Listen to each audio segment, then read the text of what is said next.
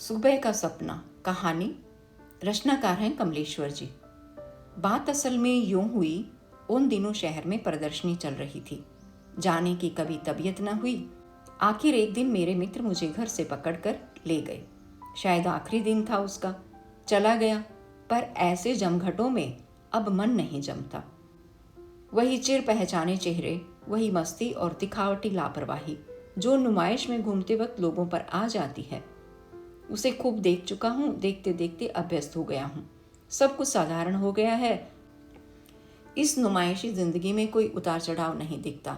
सो जाकर सीधा एक पुस्तक भंडार पर खड़ा हो गया। मित्र कुछ अंग्रेजी की पुस्तकें उलटने पलटने लगे। मैंने सामने रखी एक पत्रिका उठा ली। उसे खोलने ही जा रहा था कि मित्र ने फुसफुसाकर कहा, वाह वाह, क्या चीज है। मैंने उसकी पसंद भरी आंखों की ओर देखा तो जैसे पानी को दिशा मिल जाती है, वैसे ही मेरी दृष्टि अनायास उधर घूम गई जिधर वह देख रहा था। यह एक कैलेंडर था जिसमें दो स्वस्थ बच्चे रुई सा सफेद कबूतर पकड़े थे। मन आपसे आप खिल उठा। उन बच्चों की सारी मासूमियत और कोमलता जैसे हृदय में उतर गई। लगता था अभी ये लड़का अपने दोनों हाथों को झटका देकर कबूतर को आकाश की ओर छोड़ देगा। फिर दोनों लड़का और लड़की खिलखिलाकर हंस उठेंगे और तब इनकी आंखें और भी छोटी हो जाएंगी, गालों पर लाली दौड़ जाएगी। वी लव पीस, मित्र बड़बड़ाया। ध्यान भंग हो गया। तस्वीर के नीचे दृष्टि रुकी। उन अक्षरों पर पड़ी जो मित्र ने पढ़े थे, हमें शांति प्यारी है। मेरा मन फिर भटक गया। शांति की बातें भी बहुत नई नहीं रह गई थी। तस्वीर में एक अजीब सी ताजगी जरूर थी। मैंने जो पत्रिका उठाई थी उसे देखने लगा। ऊपर किसी वन खंड का सुरमई दृश्य छपा था, प्राकृतिक सौंदर्य से भरपूर। और पलटा गदराई फलसों की झूमती हुई बालियों की तस्वीरें थी। फिर कुछ सुख विलास की वस्तुओं के चित्र और उनके विज्ञापन। आगे कुछ आलीशान इमारतों के फोटो और उसके बाद युद्ध स्थल की भयंकर तस्वीरें। बारूद के उठते हुए गुबार, चील की तरह उड़ते हुए हवाई जहाज, धाराशाही इमारतें, उजड़े हुए खेत जिनमें सैनिक संगीने आगे किए फसल रौंदते बढ़े जा रहे थे। वे भी अच्छे नहीं लगे। पत्रिका बंद कर दी। अंतिम कवर का दृश्य फिर सामने था, युद्ध का महाभयंकर दृश्य। तबीयत अकुला उठी। सैनिकों की लाशों के ढेर, कटे हुए हाथ और टांगे, धरती की सतह से पृष्ठभूमि में उठता हुआ धुएं का समुद्र, जैसे धरती के नीचे दबे किसी सुप्त ज्वालामुखी ने मुंह खोल दिया हो। अभी धुआं है, फिर लावा बह निकलेगा और इस बची हुई कुचली त्रास्त घास और कटे पंगु शरीर को भी ढक लेगा। मित्र ने कहा, चलो। मैं चल दिया। नुमाइश से कुछ तो खरीदना चाहिए, इसलिए उसने औरों की देखा देखी एक बहुत बड़ा गुब्बारा खरीदकर मेरे हाथ में थमा दिया था। मुझे हंसी आ गई कि क्या खरीदारी का दिखावा जरूरी था। वह अपनी साइकिल पर चढ़कर चला गया। गुब्बारा मेरे पास रह गया। टहलता हुआ घर पहुंचा तो रात काफी जा चुकी थी। विचारों का कोई मजबूत सिलसिला नहीं था। जब कुछ समझ में नहीं आया तो उस गुब्बारे को ही सीने पर रखकर उंगलियों से धीरे धीरे बजाकर तुप तुप की आवाज पैदा करता रहा। गुब्बारे से कुछ हल्की बदबू आ रही थी, जैसे कोई वैशेली गैस। धीरे धीरे मैं उस तुप तुप की आवाज में डूबता गया। एक अजीब मधुर संगीत था उसमें, बस केवल संगीत रह गया। और मैंने देखा एक टिन के खाली डिब्बे पर दो नन्हे नन्हे हाथ थापे दे रहे थे। वह मेरे पड़ोस की बेबी थी। अपनी गुद्दारी हथेलियों से उस डिब्बे को बजा रही थी। अनोखा समा बांध रखा था उसने। बड़ी मौज में बजाई जा रही थी। तभी रानी आकर उससे बोली, बुलावा तो दे आई। अपनी ढोलक बजाना छोड़, बेबी बोली। तब तो मेहमान आते होंगे। मेरी गुड़िया नहाई भी नहीं। रानी बोली, नहीं, पहले घर की सफाई कर लो। बेबी ने परेशानी दिखाते हुए कहा, तुम्हें क्या, तुम लड़के वाली बनकर बैठ गई। हमें 1000 काम हैं।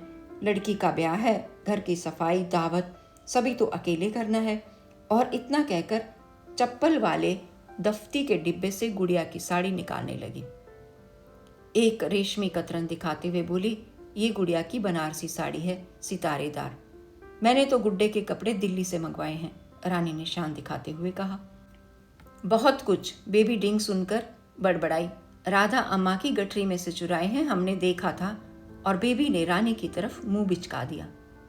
हमने तो मांगे थे, तू चोटिन है, तूने राधा की पेंसिल चुराई थी, चोटिन चोटिन। रानी ने बेबी की पोल खोलते हुए ताली बजाकर कहा। बेबी ने तैश में आकर रानी के कपड़ों का डिब्बा फेंक दिया। झल्ला कर बोली, हम नहीं खेलती, तू चोर, गुड्डा चोर, गुड्डे के घर वाले चोर। रानी ने कपड़े बटोरते हुए समझदारी से कहा, ऐसे हम नहीं खेलते। फिर न जाने क्या, जैसे जल में पड़ती परछाइयां हिल कर मिट गई हों। कुछ हलचल, अजीब सा शोर जिसमें वे स्वर डूब गए थे। दृश्य धुंधले पड़ने लगे, कोहरा सा छाने लगा। उस कोहरे के बीच से सिर्फ रानी का मुख दिखाई दिया। वह कह रही थी, बेबी खेलो ना, सच्ची सच्ची बोलो तो खेलूंगी। बेबी ने उठाया हुआ सामान जमीन पर रखते हुए कहा, अच्छा भाई, सच्ची सच्ची गुड्डे के कपड़े दिल्ली से नहीं, यहीं से खरीदे थे बस। रानी ने समझौता कर लिया। दोनों दफ्ती के बनाए घरों के पास बैठ गई।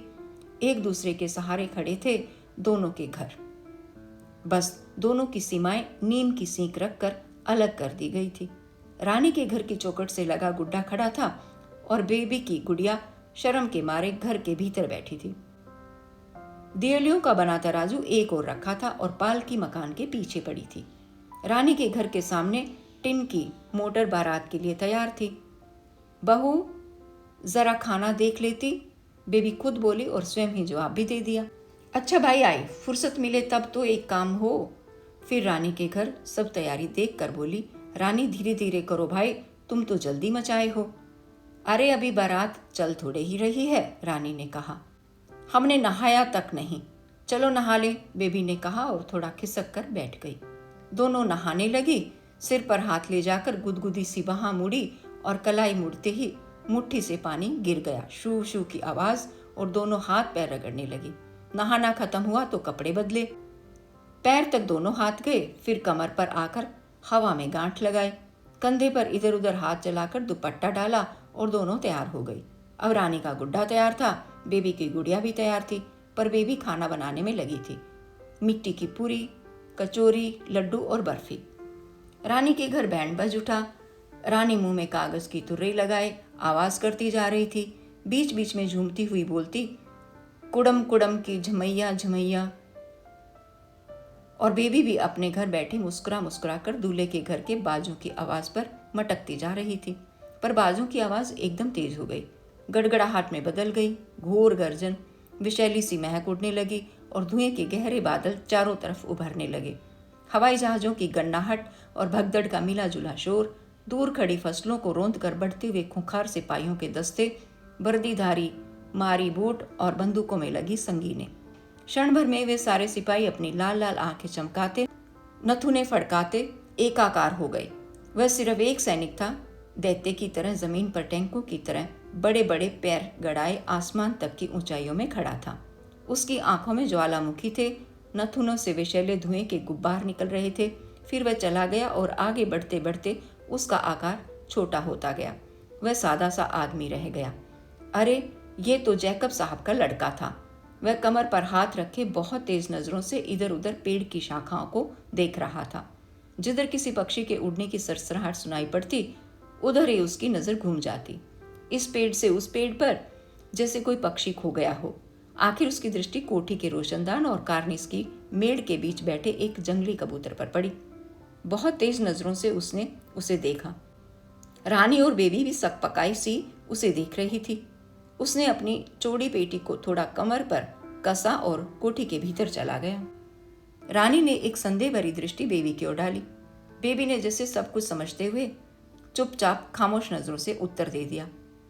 दोनों की दृष्टि कार्निस की मेड़ और रोशनदान बीच बैठे उस जंगली कबूतर पर टिक गई, जो बैठा सुस्ता रहा था। सलेटी सा नरम पंखदार पक्षी, रेशम से पंख, सेमल की रुई से नरम और चिकने।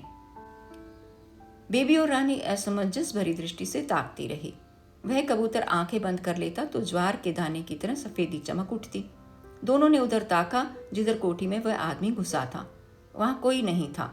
उन्होंने फिर अपना खेल शुरू कर दिया। रानी ने टिन की कार में गुड्डे को बिठाया। घुर घुर की आवाज के बाद कार चल पड़ी। बेबी और रानी दोनों मुंह से कागज की फूकनियां बजा रही थी। इधर उधर घुमाकर कार गुड़िया के दरवाजे पर खड़ी कर दी गई। रौनक छा गई, फूल बरसाए गए, बाजे बजे।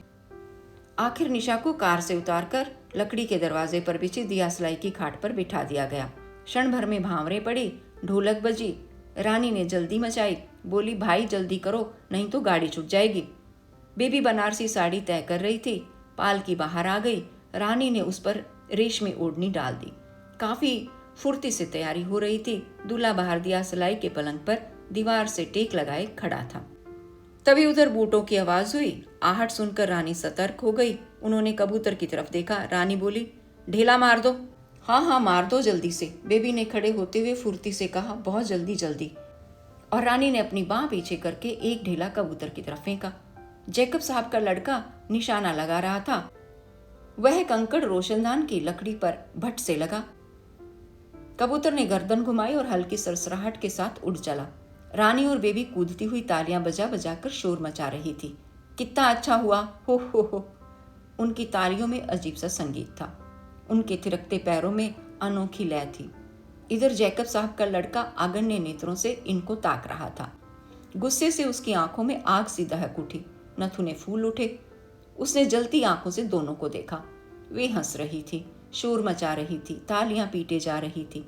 खामोश करने के लिए उसने अपनी राइफल से उधर ऊपर की ओर हवाई फायर कर दिया।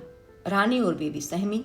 दोनों ने एक दूसरे की बाहें भींच ली तो जैसे साहस आ गया, अपार साहस। धड़ाके की गूंज हुई और सब कुछ बदल गया। जैकब का लड़का खो गया था। एक क्षण को वही राक्षसी रूप उभरा। धुएं के बादल उमड़े और सब शांत हो गया। चारों ओर से हंसी की हल्की खिलखिलाहट की आवाज आ रही थी। मेरी सांस की रफ्तार बहुत तेज हो गई थी। नाक में विषैली गैस की महक भर रही थी। क्षण भर बाद ही चौंक कर मेरी आंख खुल गई। देखा वह बड़ा सा गुब्बारा फूट गया था। उसकी खाल मेरे पंजे में थी और उसमें से बदबू आ रही थी। मुस्कुरा कर रह गया। सुबह काफी निखर आई थी। हाइड्रोजन बम पर प्रतिबंध की मांग। आज की ताजा खबर। चीखता हुआ अखबार वाला नीचे सड़क से गुजर रहा था।